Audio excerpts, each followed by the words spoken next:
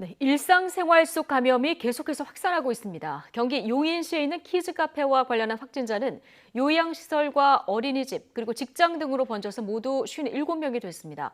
서울 서초구 아파트 단지 사우나에서도 새 집단 감염이 발생했는데 모두 22명이 확진됐습니다. 자세한 소식 취재기자 연결해서 알아보겠습니다. 자, 박희재 기자. 네, 저는 경기 용인시에 있는 한 키즈카페 앞에 나와 있습니다. 예, 그 키즈카페 관련해서는 지금 확진자가 계속 늘고 있는 상황이죠. 네, 그렇습니다. 제 뒤로 보이는 이 키즈카페와 관련해 알려진 확진자는 현재까지 57명인데 조금 더 늘어날 전망입니다.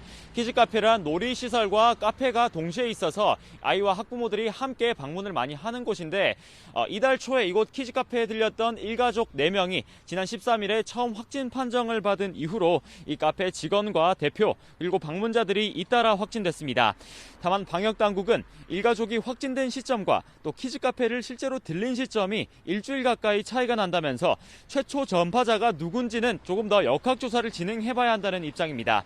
관할인 용인시는 어린이집으로도 감염이 확산하는 만큼 관내 어린이집 865곳에 대해 무기한 휴원 명령을 내렸습니다. 이처럼 소규모 집단 감염에서 시작해 점점 규모가 커지는 사례들이 속출하고 있는데요. 서울시는 조금 전 진행한 브리핑에서 마포구에 있는 교회와 관련해 이 누적 확진자가 모두 71명이 됐다고 말했습니다. 집단 감염이 발생한 서울 동대문구 고등학교에서 감염이 이어진 건데 확진자인 고등학교 교사의 가족이 이 교회를 다닌 것으로 파악됐습니다. 특히 서초구에 있는 또 다른 아파트에 자리한 사우나에서 집단 감염이 나왔는데요. 지난 18일에 주민 한 명이 처음 양성 반응을 보인 이후로 현재까지 모두 22명이 확진된 것으로 나타났습니다. 시 당국은 해당 사우나가 아파트 커뮤니티 내 부대시설로 지하에 위치하고 있어 이 환기가 어려운 환경이었다며 접촉자 등 549명을 검사해 현재까지 209명이 음성 판정을 받았다고 밝혔습니다. 기존 집단 감염 사례로 분류됐던 서울 서초구 사우나에서도 추가 확진자가 나와 누적 감염자는 모두 60명입니다. 서울 노량진 임용고시 학원에선 어제 정오 기준으로 누적 확진자는 모두 81명입니다.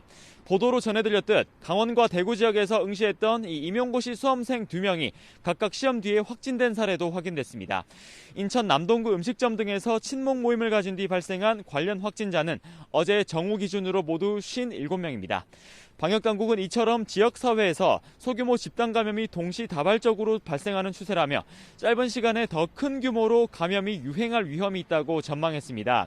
그러면서 일상 속에서 모임 등 외출을 가능한 최소화하고 불가피하게 밖을 나와야 할 땐 마스크 착용을 반드시 지켜달라고 거듭 당부했습니다. 지금까지 경기 용인시에 있는 한 키즈카페 앞에서 YTN 박희재입니다.